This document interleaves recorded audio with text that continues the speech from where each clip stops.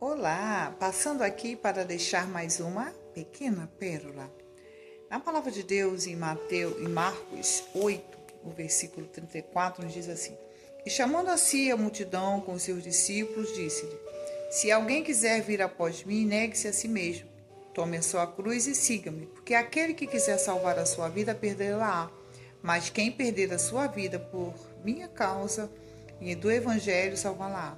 Porque que lucro tem o homem em ganhar o mundo inteiro e perder a sua própria alma? O que dará o homem em troca da sua alma? E aqui eu quero estar falando sobre o perde e o ganha, né? Quando perdemos, ganhamos algo. Quando ganhamos, perdemos algo.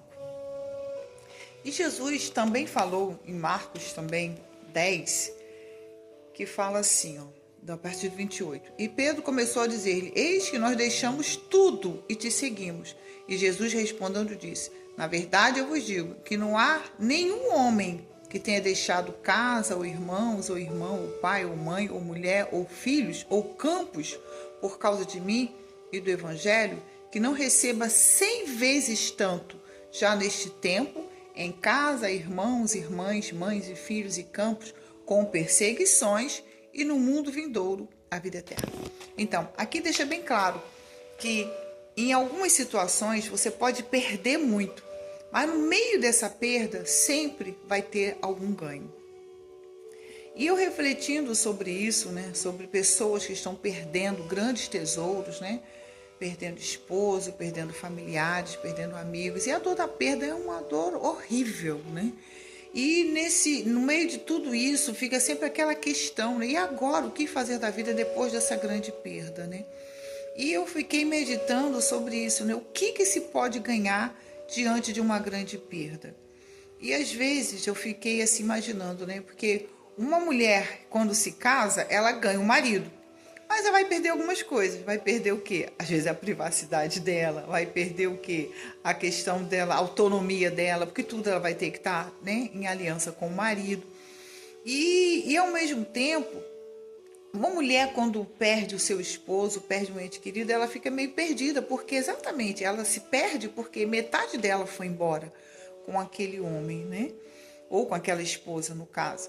E aí, o que se pode ganhar depois de uma grande perda, E eu sempre penso na seguinte coisa: quando se perde uma mãe, ganha Deus como um pai, que ele é o pai do órfão.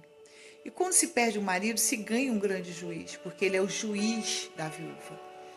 E se perde a intimidade com o marido, mas se ganha um nível muito maior de intimidade com Deus, tendo uma vida de plena sinceridade com Ele, de pleno coração aberto para Ele curar a ferida, para Ele poder trazer as respostas que a alma grita querendo saber por quê, como, Por que isso, por que aquilo.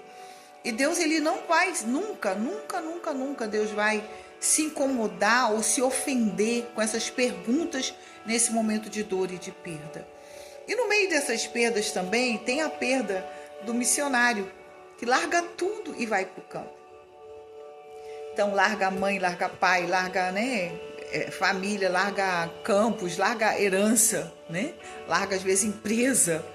E aí Jesus falou que com certeza ganharia 100 vezes mais nessa terra com perseguições e no porvir a vida eterna. E aí eu tenho visto isso na vida de alguns missionários, que às vezes perderam a consideração do pai e da mãe, que nem acreditam numa transformação que aconteceu na vida dessa pessoa, que vivia num mundo de perdição e de repente se encontrou com Jesus, houve uma transformação, foi para o campo missionário, mas a família ainda não acredita. Mas algo fantástico tem acontecido. Vários pais têm se levantado para acolher essa pessoa. Vários irmãos têm se levantado para poder estar junto. E eu tenho visto coisas lindas acontecer na vida de missionários. Como essa palavra tem sido verdadeira na vida dos missionários.